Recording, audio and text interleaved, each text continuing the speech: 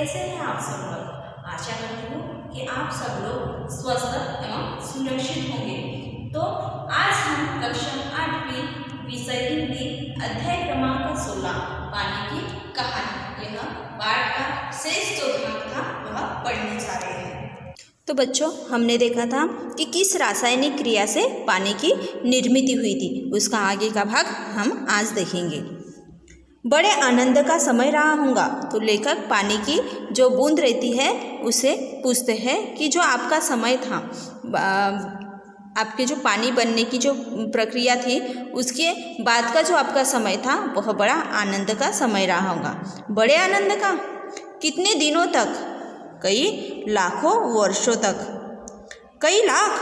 हाँ, चौकों नहीं। मेरे जीवन में 100-200 वर्ष दाल में नमक के समान भी नहीं है, एकदम कम मात्रा में है। मैंने ऐसे दीर्घजीवी से वार्तालाप करते जान अपने को धन्य माना और ओस की बूंद के प्रति मेरी श्रद्धा बढ़ चली। हम शांति से बैठे एक दिन हवा से, अब ओस की बूंद जो है, पानी की जो बूंद है, वह लेखक को बता रहे हैं कि हम शांति से बैठे एक दिन हवा से खेलने की कहानियाँ सुन रहे थे कि अचानक ऐसा अनुभव हुआ मानो हम सरक रहे हो। सबके मुख पर हवाइयाँ उड़ने लगी। अब क्या होगा? इतने दिन आनंद से काटने के पश्चात अब दुख सहन करने का साहस हम में न था। बहुत पता लगाने पर हमें मालूम हुआ कि हमारे भार से ही हमारे नीचे वाले भाई दबकर पानी हो गए हैं। उनका शरीर ठोसपन को छोड़ चुका है और उनके तरल शरीर पर हम फिसल रहे हैं। पानी की बूंद बता रही है कि मैं कई मास समुद्र में इधर उधर घूमती रही। कई महीने तक के मैं समुद्र में इधर उधर घूमती रही। फिर एक दिन गर्म धारा से भेंट हो गई और मेरी भेंट एक गर्म धारा से हो गई। धारा के जलते अस्तित्व को ठंडक पहुंचाने के लिए हमने उसकी गर्मी सोखनी प्रारंभ कर दी और इसके फलस्वरूप मैं पिघल पड़ी और पानी बनकर समुद्र में मिल गई। समुद्र का भाग बनकर मैंने जो दृश्य देखा वह वर्णनातीत है। जो समुद्र का भाग बनकर मैंने जो दृश्य देखा वह वर्णन न करने लायक है। मैं अभी तक समझती थी कि समुद्र में केवल मेरे बंधु बांधवों का ही राज्य है, परंतु अब ज्ञात हुआ कि समुद्र में चहल पहल वास्तव में दूसरे ही जीवों की है। अब जब पानी की बूंद थी, जब वह समुद्र से मिली तो वहाँ का वर्णन वह हमें बता रही है और उसमें नीरा नमक भरा हुआ है। जब समुद्र के पानी से वो समुद्र से जाकर के मिली तब बता रही है कि जो समुद्र का पानी है उसमें क्या भरा हुआ है? नमक भरा हुआ है। पहल समुद्र का खारापन मुझे बिल्कुल नहीं भाया। जी मचलाने लगा, फिर धीरे धीरे सब सहन हो चला। एक दिन मेरे जी में आया कि मैं समुद्र के ऊपर तो बहुत घूम चुकी हुई। एक दिन जो पानी की बूंद थी उसके मन में आया कि वहाँ बहुत दिनों तक के समुद्र के ऊपर ही घूम रही है, भीतर चलकर भी देखना चाहिए। और उसने सोचा कि उसे भीतर चलकर भी देखना चाहिए, समुद्र के अंदर भी जाकर के देखना चाहिए कि क्या है। इस कार्य के लिए मैंने गहरे जाना प्रारंभ कर लिया और ये खोज करने के लिए उसने पानी के गहराई में, समुद्र में गहरे में जाना चालू कर दिया।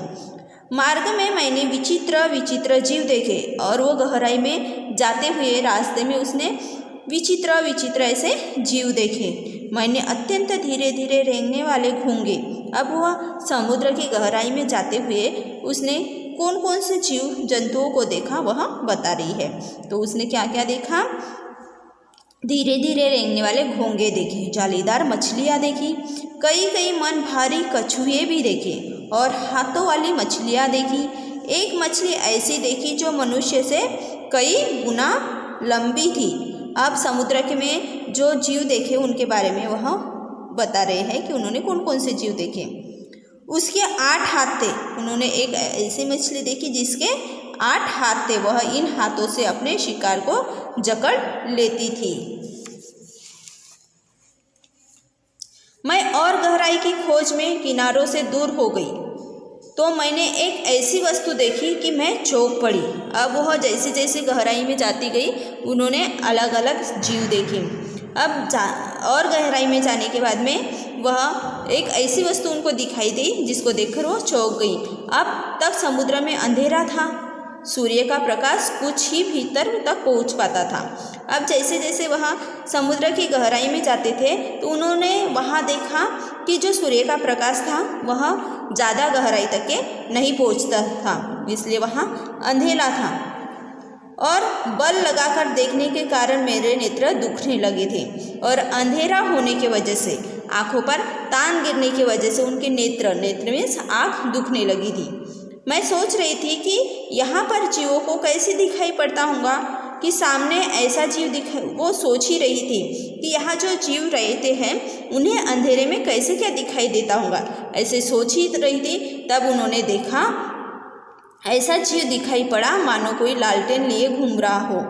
यह एक अत्यंत सुंदर मछली थी। वो ऐसे सोच ही रही थी तभी उन्होंने एक मछली देखी कि ऐसा लग रहा था कि वो मछली कोई लालटेन दिया लेकर के घूम रही थी। इसके शरीर से एक प्रकार की चमक निकल रही थी जो इसे मार्ग दिखलाती थी। इसका प्रकाश देखकर कितनी छोटी छोटी अनजान मछलियाँ इसके पास आ जाती थी और यह जब भूखी होती थी तो पेट भर उनका भोजन करती थी और वो जो छोटी छोटी जो मछलियाँ थी उसका जो प्रकाश देख कर के उसके पास में आ जाती थी, उन्हीं को वो खा जाती थी। विचित्र है ना, विचित्र है। जब मैं और नीचे समुद्र की गहराई तह में पहुंची तो देखा कि वहाँ भी जंगल है। अब जैसे जैसे वहाँ समुद्र की गहराई में जाती गई वैसे वैसे उन्हें अलग अलग विचित्र जीव दिखाई दिए और उन्होंने सबसे गहरी जगह पर समुद्र में जाने के बाद में देखा कि वहाँ भी एक जंगल है। छोटे ठिंगने मोटे पतले वाले पेड़ बहुतायत से उगे हुए हैं। और समुद्र की गहराई में जाने के बाद में देखा कि वहाँ एक जंगल है और जंगल में छोटे ठिंगने मोटे पत्ते वाले पेड़ बहुतायत से उसे उगे हुए हैं। वहाँ पर पहाड़ियाँ हैं, घाटियाँ हैं। इन पहाड़ियों की गुफाओं में नाना प्रकार के जीव रहते हैं जो निपट अंधे तथा महाआलसी है। जो समुद्र की जो भाग थी, पहाड़ियाँ थी, गुफाएं थी, तो वहाँ नाना प्रकार के जीव रहते थे जो कैसे थे, महाआलसी। यह सब देखने में मुझे कई वर्ष लगे और समुद्र की इतनी गहराई को देखने में उन्हें कई वर्ष लगे थे।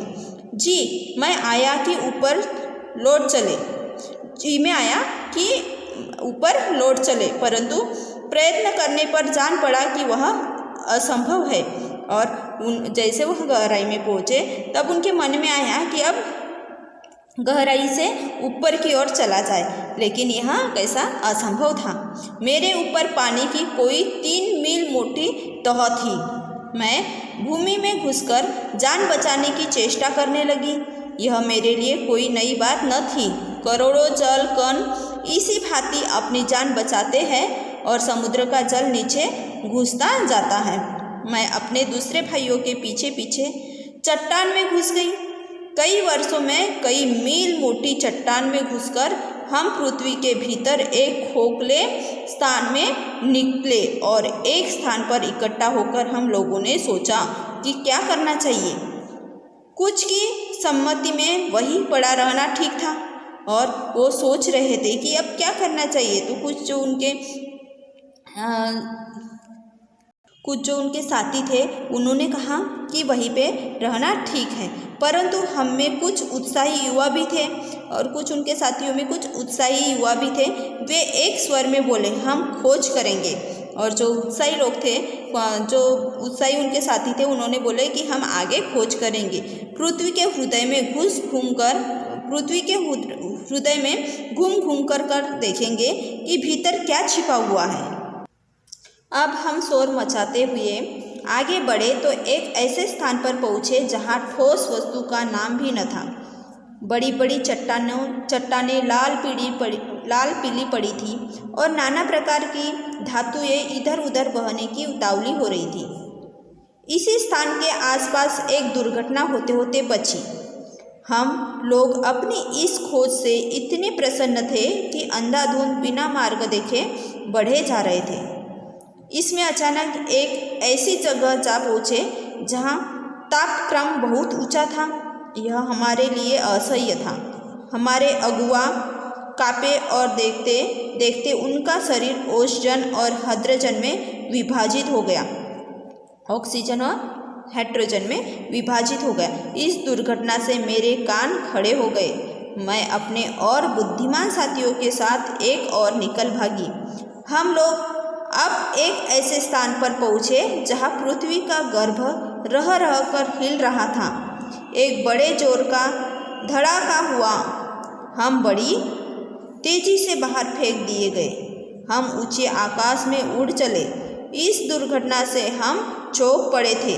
अब हम जो ओस की बूंद है, पृथ्वी के गहराई में जाने के बाद में जो घटित घटना है उसका वर्णन कर रहे हैं। पीछे देखने से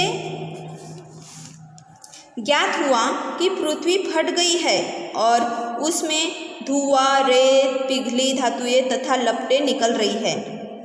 उसमें से धुआं, रेत, पिघली धातुएं तथा लपटें निकल रही है। यह दृश्य बड़ा ही शानदार था और इसे देखने की हमें बार बार इच्छा होने लगी। मैं समझ गया, तुम ज्वालामुखी की बात कर रही हो ना? लेखक ने कहा कि मैं समझ गया तुम किसकी बात कर रही हो, तो ज्वालामुखी की बात कर रही हो। ओस की बूंद समुद्र से गहराई में जाने के बाद में कहा गई तो पृथ्वी के जो अंदर का जो हिस्सा है पृथ्वी के गहराई में गई और गहराई में जाने के बाद में उसने जो देखा उसका वर्णन यहाँ किया हुआ है। तो उसने ज्वालामुखी के फटने तक का वर्णन यहाँ किया हुआ। हाँ, तुम लोग उसे ज्वालामुखी कहते हो। अब जब हम ऊपर पहुँचे तो हमें एक और भाप का बड़ा दल मिला। हम गरज कर आपस में मिले और आगे बढ़े। पुरानी सहेली आंधी के भी हमें यहाँ दर्शन हुए। वह हमें पीठ पर लादे कभी इधर ले जाती कभी उधर। वह दिन बड़े आनंद के थे। हम आकाश में स्वच्छंद किलोले करते फिरते थे। अब उसकी बूंद जब बादल में पहुंची तब वहाँ का वर्णन वह बता रही है। बहुत से भाप जल कणों के मिलने के कारण हम भारी हो चले और नीचे झुक आए और एक दिन बूंद बनकर नीचे कूद पड़े। मैं एक पहाड़ पर गिरी और अपने साथियों के साथ मैली कुचेली हो गई एक और बह चली। पहाड़ों में एक पत्थर से दूसरे पत्थर पर कूदने और किलकारी मारने में जो आनंद आया वह भूला नहीं जा सकता। हम एक बार बड़ी ऊंची शिखर पर कूदे और नीचे एक चट्टान पर गिरे। अब उसकी पानी की जो बूंद थी वो भाप बनकर आसमान में चले गई थी और वहाँ से वो हम जब नीचे पानी बनकर के गिरी तब का वर्णन यहाँ बताया गया है।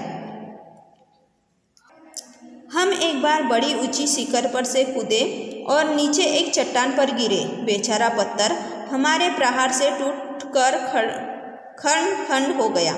यह जो तुम इतनी रेत देखते हो पत्थरों को चबा चबा कर हम ही बनाते हैं। इस समय हम मौज में आते हैं तो कठोर से कठोर वस्तु हमारा प्रहार सहन नहीं कर सकती।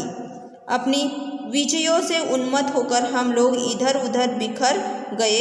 मेरी इच्छा बहुत दिनों से समतल भूमि देखने की थी। समतल में समान जो भाग रहता है वैसी भूमि।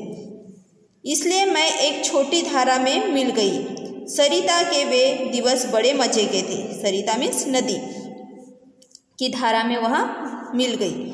हम कभी भूमि को काटते, कभी पेड़ों को खोखला कर उन्हें गिरा देते। बहते बहते मैं एक दिन एक नगर के पास पहुंची। मैंने देखा कि नदी के तट पर एक ऊंची मीनार में से कुछ काली काली हवा निकल रही है। मैं उत्सुक हो उसे देखने को क्या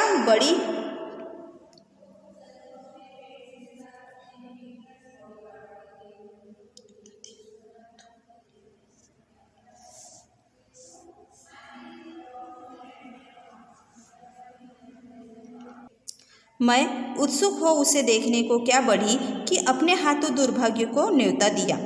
ज्यों ही मैं उसके पास पहुंची, अपने और साथियों के साथ एक मोटे नल में खींच ली गई।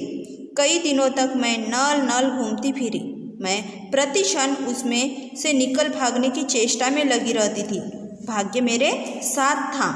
बस एक दिन रात के समय मैं ऐसे स्थान पर पहुंची जहां नल टूटा हुआ था। तो बूंद, जो पानी की बूंद थी, वो बता रही है कि मैं कई दिनों तक नल घूमती रही, लेकिन एक दिन क्या हो गया, रात के समय मैं ऐसे स्थान पर पहुंच गई जहां नल टूटा हुआ था। मैं तुरंत उसमें होकर निकल भागी और पृथ्वी में समा गई। अंदर ही अंदर घूमते घूमते इस बेर के पेड़ के पास पहुंची, और जो बेर का पेड़ है उसके पास में मैं आ पहुंच गई। वह रुकी, सूर्य निकल आए थे। अब जब वह अपनी आप भी थी, जो अपनी कहानी है वह लेखक को बता रही थी, तब तक के रात का समय ढल चुका था और सुबह हो चुकी थी और सूर्य निकल आए थे। बस मैंने कहा, हाँ, मैं अब तुम्हारे पास नहीं ठहर सकती। सूर्य निकल आए हैं, तुम मुझे रोक कर नहीं रख सकते। और जैसे ही सूर्य निकल आया है, सूर्य की किरणों से वह पानी की जो बूंद थी वह भाप बन करके आसमान में उड़ने वाली थी। वह ओस की बूंद धीरे धीरे घटी और आंखों से ओझल हो गई, और वह ओस की जो बूंद लेखक के हथेली पर थी वह धीरे धीरे कम होते होते आंखों से ओझल हो गई। तो बच्चों, आज हमने पानी की कहानी यह पाठ पढ़ा। इसके लेखक है रामचंद्र तिवारी। तो बच्चों, आशा करती हूँ कि यह पाठ आपको समझ में आया होगा। इसके कठिन शब्द देखते हैं। इस पाठ के कठिन शब्द है कलाई। कलाई मीन्स होता है हाथ का अगला हिस्सा। दृष्टि होता है नज़र। स्वर मीन्स आवाज़। कण का अर्थ होता है बहुत छोटा अंश। सुरीली, मधुर ध्वनि, जिसे सुरीली कहते। टटोलती, ढूंढती। एकाएक यानी अचानक। जड़े, मूल। रोए, रेशेदार जड़ जो बारीक बारीक होती, छोटी छोटी। बंधुओं, साथी। प्राणनाश, मारे गए। खनिजों, पोषक तत्व। दुर्भाग्यवंश, बुरी किस्मत। शासक, कष्ट। भोगती, सहन करना। सिकुड़ी, सिमटी, प्रत्यक्ष यानी सामने। अस्तित्व का अर्थ है वजूद या हस्ती। भाप, बाष्प। कसे यानी उद्यंत। चौको, हैरान होना। श्रद्धा यानी सम्मान। शरक, खिसकना। हवाइयाँ, उड़ने लगी। भय, पश्चात, बाद में। तरल पदार्थ। मास, महीने। Hydrogen, hydrogen. Ozone, oxygen. सूर्यमंडल, सूर्य का घेरा। विद्यमान का अर्थ होता है मौजूद। प्रचंड यानी भयानक। चौथी आने वाली, वह तेज चमक जो आंखों को सहन न हो सके। पिंड यानी गोला। रासायनिक क्रिया, दो केमिकल्स का आपस में जो प्रतिक्रिया होती है उसे रासायनिक क्रिया कहते हैं। तो बच्चों, ये थे पाठ के कठिन शब्द। तो आशा करती हूँ कि यह जो पाठ है वो आपको समझ में आया होगा। धन्यवाद। इसके जो क्वेश्चन आंसर है हम नेक्स्ट वीडियो में देखेंगे।